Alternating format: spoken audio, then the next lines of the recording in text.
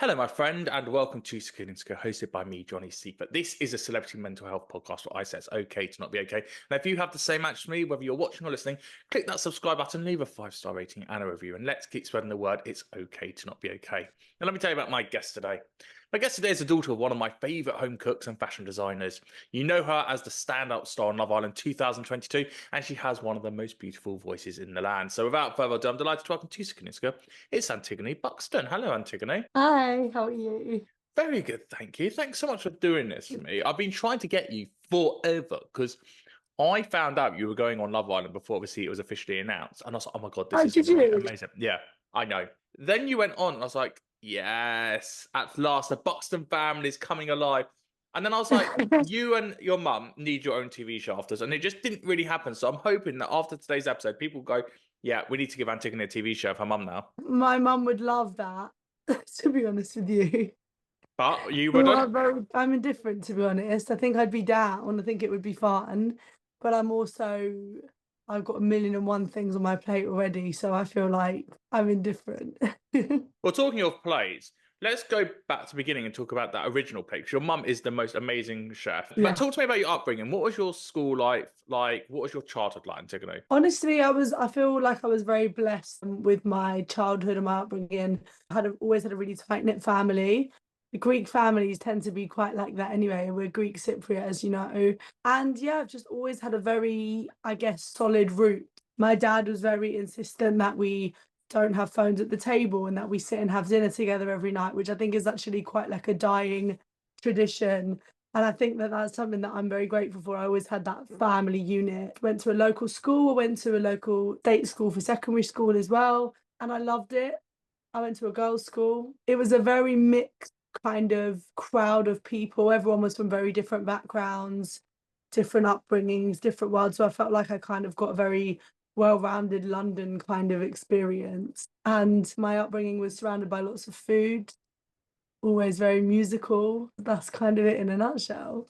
So when you looked at those dinner tables and you were having your dinners around, what were those conversations like? And what did that do to your view of the world, being given so many opinions and also being able to actually speak? Because a lot of people, they sit in front of the TV with their dinner and they're not speaking, so they don't know how to Yeah. communicate about the world. So what was that like for you? Honestly, I think it was an incredible thing that I was able to have growing up because I think it taught me a lot of, first of all, manners, because like one thing I can't stand is when you go out for dinner with somebody and they just on their phone all the time because we can all do it. We all get sucked into it. I try and make a conscious effort to be like, let me put it down, face down while I'm having this conversation.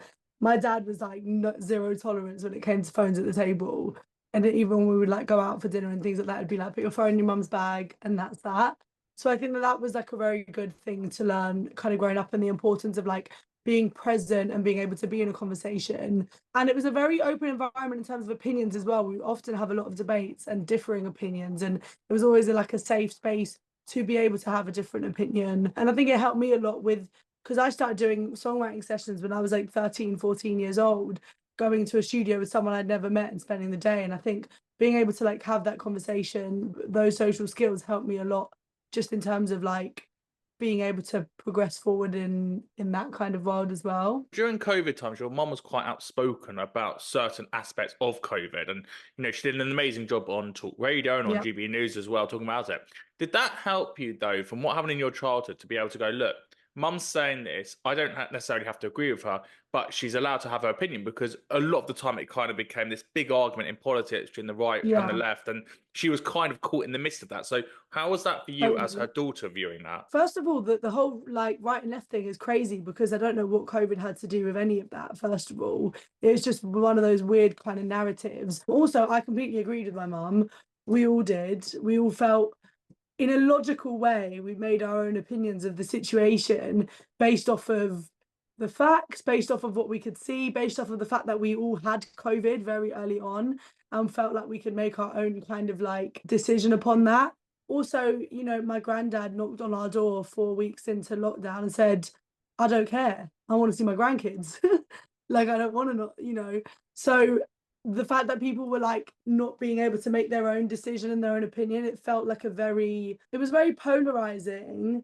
Yeah, I'd be lying if I said I wasn't conscious about what I was to say or post because of, being a musician and being somebody. I hadn't been on Love Island at that point, but I was, releasing music and I was starting to become a little bit in the public eye. So I was a bit more conscious about it. And I really respected the fact that my mum was like, I don't care, I'm going to stand up for what's right. I know friends that are suffering because of their mental health.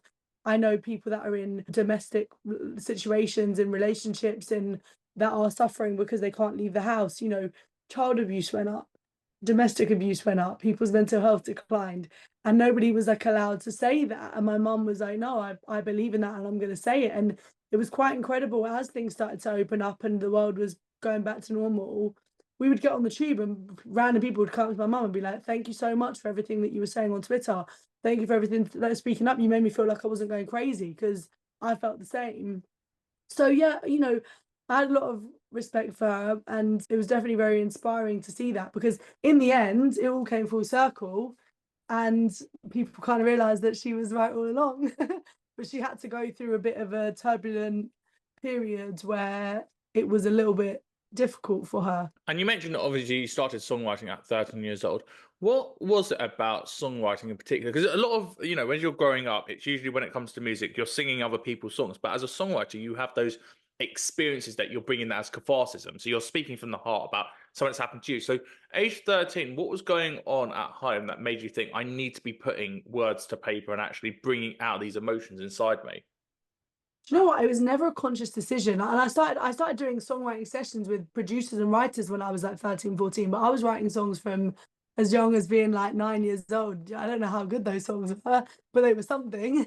It was never a conscious decision. It was always something that was part of who I am. I don't actually remember a memory younger than knowing that music was what I loved to do, that I wanted to be a pop star, that I wanted to write music and sing. And I started learning the guitar and the piano when I was young, and it was always just a very natural second nature thing. And songwriting always was and continues to be, for me, it's like therapy. Anything that happens to me, anything that I go through, anything that I witness that friends go through, or sometimes it can be a deep feeling, sometimes it can be something on the surface, but everything ends up in a song, because that's where I draw my inspiration from. And it really is like a very cathartic experience. It's very satisfying when I can put something very literal into a song and then have this piece of art based of like something I've experienced, especially when it's something that like wasn't a nice thing. It almost feels like a win. When I've done therapy, I feel like I come in with anecdotes and like, I want to tell these stories, and I'm kind of seeking stories to tell. So when you're songwriting, you sometimes like, oh, I need to find a story here, or I need something negative to happen almost, so that I've got something that I can then turn into words and then turn into a song. I mean, I think there's definitely an element of that as a songwriter. It's a little bit like the best songs that I've written have come from a place of feeling really low, or come from a place of something happening that I would rather have not happened. But I don't think I seek those experiences. I think life just gives you them. And then I find a way to channel them into my music and into the stories. But I definitely have like done things for the plot and for the song. But I think it's quite natural as well. Just things happen in life, and that's how I like kind of, I guess, deal with it.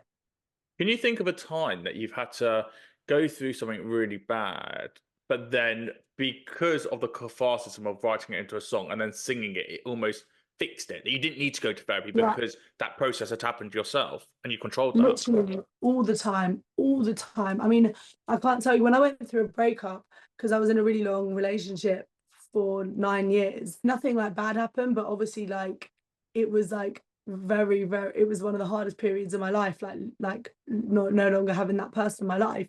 And honestly, every song that I wrote about the situation took me one step further from like being so heartbroken and feeling more healed and understanding my emotions and figuring out the way that I felt and how I was dealing with it. So 100% that helps. And then yeah, like in the last couple of years, I've had situations, one situation in particular with a guy who was, can I swear, like a complete You could arsehole. do whatever you want, Antigoni or Antigone. And I wrote this song. It's not out yet, but it's going to be on my upcoming EP. It's called Trojan Horse.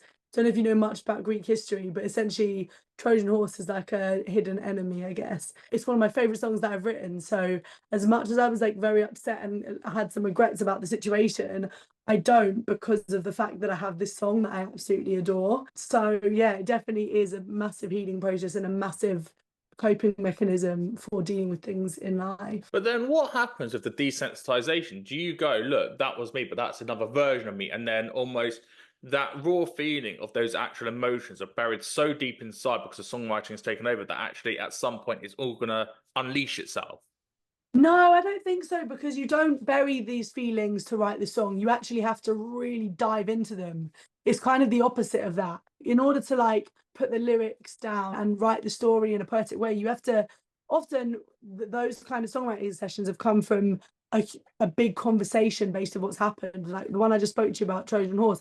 I wrote it with, there's a producer called Trey Kwa and a writer called Connor Mullally, who's also my manager. And I write a lot of my stuff with them. And we were in Greece and we were literally in the studio. Trey was working on a beat and me and Connor were just in the kitchen. And I was just literally venting about the situation, just talking about it, back and forwarding it, unraveling it. And then off the back of that, Connor picked up the guitar and was just freestyling some chords, and the song just came out. And that it really was like a way of letting go of the emotions as opposed to burying them. It definitely helps me to like release them. And then the best feeling that comes from that further is when I then play the song live and someone says, oh my God, I relate to that so much. Like that happened to me. This song helped me get through that. Like that's the most satisfying feeling of it all.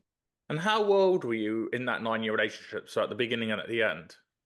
So I was 15 till 24. When you think about that age group, you know, there's definitive years of going, right, who am I? And then you get into your 20s and then, you know, everyone's come out of university and you start looking at yourself. You know, 9 years is so long in those impressionable years to kind of get to know who you are. And you become so codependent that that relationship ends. And then you go, well, who am I? And everyone else has started moving on and doing their own things. And you're trying to navigate your 20s and navigate life. How did you adjust to kind of going, well, that was the relationship, but I am Antigoni and I've got all this self-love for myself and I am going to heal myself? That was literally a big part of why the whole breakup even happened, is that I was like, I'm 24 years old. I don't know who I am on my own as an adult. Like, you know, I literally had been in relationships since I was a kid. 15 is so young. And as much as it was like, there was nothing bad that happened, nothing negative that happened, I was like, I'm doing myself a disservice as a person and to the person that I was with if I don't figure out who I am on my own and like be good with that and be okay with that. And it was a massive learning process, and I almost felt like I was in a social experiment. I always used to say that to my friends, that like when I started dating, when I was on my own, it was like everything was a learning curve, figuring out what are my boundaries, what am I okay with, when will I draw the line. It was very interesting and a massive learning thing, and there was like good and bad times in that period, but I'm definitely grateful for it because I think it's a massive thing to be good on your own, and then before you're with somebody, like I'm not somebody that's like, I'm a strong independent woman and I don't need no man. That's not my story at all. Like I love I look at my parents who have, you know, an amazing relationship, and I look at that as success just as important as career success. You know, finding your soulmate and building a family is a massive form of success. So that's definitely something that like I want, and I feel like now that I've had time on my own, I'm definitely going to be more like equipped for that when that happens, if you know what I mean. But then you go on a show like Love Island and it's very controlled. And as you say, you're working out what your boundaries are, what your do's and your don'ts are. When you go on a show like Love Island and you're being told, for example, you've got to couple up with someone now and then you've got to be in this and this and that, you're losing all those lessons you've done on yourself and all those skills and those techniques that you've put up and that bravado, because it's a TV show. And whether you're doing, I don't know, a heart rate challenge or snog, marry, or pie, whatever it is, those tools you've put in your toolkit, you're almost having to throw out the window because it's for a TV show. So, you know, on that journey, how did you find going on there and going, well, look, I was in that long-term relationship. Now I found the self-love for myself. And now I'm going to have to almost compromise what I believe in because I'm also doing an entertainment show. The thing is, I just didn't compromise, and that's a big part of why I wasn't on the show for very long, I think. And that's not a bad thing, and that's not a negative thing. And I think everyone's journey is different. You know, there's a world where maybe I didn't want to be a singer and I just wanted to be an influencer, and I was like, you know what, I'm gonna play this game. I'm gonna do everything. I'm gonna like jump when they say how high when they say jump, and do all of this stuff. And I really respect anybody that goes on there and plays the game and does the entertainment thing, because that's their story. And if that's what they wanted to do, then that's fine. But for me, I went in there with a very level head of like, listen, I'm going to be myself. I'm not going to do anything I don't want to do. I'm not going to act a way that I don't want to act, because at the end of the day, this is a small chapter of my life and I'm going to have to live with that forever. So I was very kind of, I guess you could say, nonchalant, in the sense of like, listen, if my person's in there, great. If they're not, I'm not going to force it. I'm going to go for the ride and see what happens. So I think I was very conscious of staying true to myself while I was in that process, but still being up for a laugh and having fun. And, you know, never in my life am I going to do something like a heart rate challenge. And it definitely wasn't comfortable and definitely was like awkward. But it was like, just rise to the challenge, have a laugh with it. But I didn't feel like I did anything that like really compromised like who I am as a person, being myself as such. So, and it wasn't easy at times, because you definitely, when you're in there, it's a very intense environment. I like cried loads. I was only there for a week, but I'm a Pisces, I'm a crybaby anyway. But in private, I was like, my emotions are crazy. But I still kind of tried to keep that thing of like, it's cool, just be you. If you're yourself, I don't think you can really regret it too much. Well, that's I listened to Harriet on GK Barry's podcast last week. She was talking about the heart rate challenge. She was just like, you've just got to do it. And actually, Yeah, the less you do, the more obvious it is. It's better to do more yeah. than less. And it's a scary thing, I think, as a viewer to watch that, to go, I could never see myself being put in that situation of, number one, trying to be overtly sexual, but also that fact of, we're also scared of rejection. And yet on a show like Love Island, it's just so common that if you've got, I don't know, 8 guys in there, the likelihood is you're going to kiss 8 guys many, many times and do, whatever. And you're like, that doesn't happen in the normal world, but that's why you have to kind Yeah. of separate the TV world versus reality. Yeah, no, definitely. I mean, I got off pretty scot-free. I didn't snog anyone on TV, didn't argue with anyone, like not really. So I kind of went for a bit of a holiday and then and then left. Yeah, But but you no, came out with two best friends. And I think what we yeah, see with you and Danica and Paige, even 2 years later, is so special because it's such an mm, authentic friendship. And yeah, you can just totally. see that you bring out the best in each other. And I'm lucky to have Danica on here a couple of years ago when she came out. And Yeah. such a beautiful soul. And just what they do for you is just so incredible. So, if you can think about that friendship, what does that mean to you? Honestly, I'm so grateful for the friendships that I made in there. Like, I'm such a girl's girl. My girlfriends are everything to me. Like, I really, really believe that, like, soulmates are not just a relationship. You can have soulmates that are friends as well. And so I was those friendships that I created with Paige and Danica in particular. But Paige I clicked with in the villa. Like, we literally clicked. Like, we were like this from the off. We really, really got along. Me and Danica weren't actually. She'll tell you the same thing. Like, in the villa, we weren't even actually that close. Like, we were cool, and like we would like have little chats and whatever. We weren't super close in the villa, but then when we left, the three of us just became super, super close. And like, they both come and stay with me all the time in London.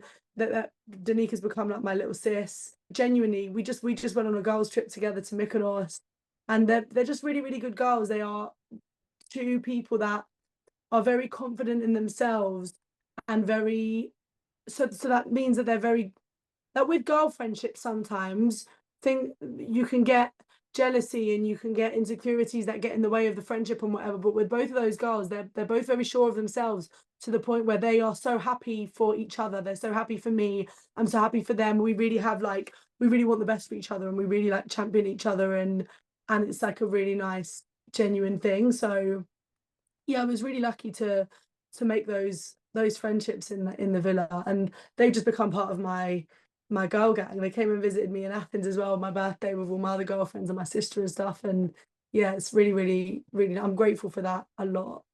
Well, is it important to you to have girls around you in particular? The fact you went to an all-girls school, so all you knew growing Yeah, up was being around girls and all those different types of personalities, that in later life, when you look yeah, at your sphere, is thinking, well, the kind of only way I know is to have girls around me, but to have those that bring out those different personalities of me. And for me, it's having, or for you, is to have those people that bring the best and actually champion me. Because it's very hard in the industry, totally. especially when you're doing music, that there's so much competition. And, you look at the UK top 40, and this year there hasn't been a single number one by British artists. It's basically being Crazy. Beyonce, Sabrina, and Taylor. And therefore, it's so competitive out there. But to have people that champion you and just to keep you going, just keeps For you on sure. the go. Yeah, it's so important, honestly. Like, there'll be times where I'm feeling low, or I'm doubting myself, or I don't feel that energy to like keep it, like have that drive that I have with music. And like, my friends always champion me and give me that kind of boost. And I like, that's invaluable. it's so important. I don't know how I would really cope without that. And also, I think one of the most important things in friendship is friends that call you out on your shit as well. You know, I don't want yes people around me. I don't want people that just champion me and tell me everything I do is good. My best friends will tell me when they're like, Tig, that's not cool, or like, don't do that, or I didn't like the way you did that. Like, I think having girlfriends around you that call you on your shit and also want the best for you is like the most important thing.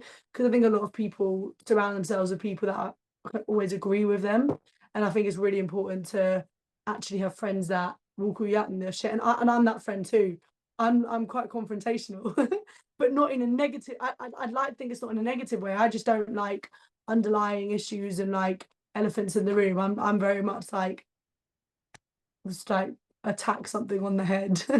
So with your Pisces head on that likes to cry, how do you deal with relationships then when so much confrontation can come up, but it's kind of sometimes like just choose your battles carefully. Just, is it worth having that big argument rather than going, well, actually, it's all about communication. We've got to sort it out now and here and now. I'm such a communicator. Like I literally just want to have like no matter how uncomfortable it is or how whatever, I just always want to like have those conversations and talk things through. And I've always been like that. And I don't know if it probably works against me sometimes, but I just don't like not knowing where I stand with things in friendships and relationships with family. Like just I like to be I'd rather somebody told me something I didn't want to hear and it was the truth. With relationships and stuff, I'm like generally quite an emotional person. So when you Um, look back at that journey, the songwriter at 13, the one who'd been in that 9-year relationship, the one who had been on a show like Love Island, the one who had to go through seeing how her mum was treated during the COVID times, what would you tell that younger version of that Antigoni of this is what's all about to happen to you, and you're going to be kind of pulled in so many different directions, and so honestly, many yeah. opinions are going to be coming in. Do you know what? I just think it always just comes down to being yourself. And like my dad always says, he always says like, if you're a good person and you move with good intentions, everything's gonna be all right. Like things will be okay. It nothing like touch wood, you know, obviously like bad things can happen, but on the most part, most things are solvable. And if you know that like, you know, yourself, you're acting in a way that you can be proud of or you wouldn't mind being treated, then that's the main thing. It's just like be kind and be true to yourself. If you move like that, it's hard to go too wrong. And also, what's the worst that can happen? I think we Exactly. think about Exactly. everything and overthink and get more paranoid. And you're like, well, what is going to happen? I had this conversation with someone last night of basically going, I've created this company in my head. They're about to cancel me. It doesn't even exist. There is no one there to Right. cancel me. And Yeah, yet that's yeah. what I think is going to happen to me. Yeah, and it's learning to not worry until you really need to. Worrying doesn't do anything. I mean, listen, I'm saying this with a very level-headed like head right now, but there was a time like for so long I would get so in my head about things, you know, like my sister will tell you if something didn't go right with music, if I was planning a video and like one thing went wrong, I would just be freaking out. Like I wouldn't be able to sleep. I would be, I would micromanage everything and be so on top of everything. And like it got to a point where it was exhausting with everything. We'd be trying to like manage everything so much, and I would let little things really, really wear me down. And then I've quoted this so many times, but I read this book, Creative Visualization. Anyway, there was a chapter in the book all about like just learning to let go and learning to let the kind of river of life take you. And you know, as much as you can manage certain things and try and go in the right direction, you have to have like a kind of faith, and you can't overly manage everything. And I think once I got my head around that, it became a little bit easier. But yeah, definitely have been a big overthinker before. So you're okay not being in control always now. I'm absolutely not okay with it, but I've learned like you know the thing is that there's pros and cons to it. You know, like I'm the organizer, so you know if I go on a girls trip, if I'm with my family, if I'm doing anything, I'm the one that sources where we're going to go, books it, arranges everything, organizes it. Like that's just in my nature, and that's where it can be a positive thing. But then yeah, it's hard to learn to just like, but I've got better at it. I've got to become okay with it, and also if you can't do something to change it in that moment, then you just got to let it go. Like it's like the answer is, what can I do? Okay, nothing I can do. If I sit there in bed and be anxious about it, it's not going to change anything. So it's like trying to learn to talk yourself off the edge and like self-soothe as such. One of my best friends is a girl called Miranda, and I always joke that she's my therapist because she literally is. And she would always say to me, like, you need to get better at like self-soothing when things happen and when, you know, and I think I've got better at it.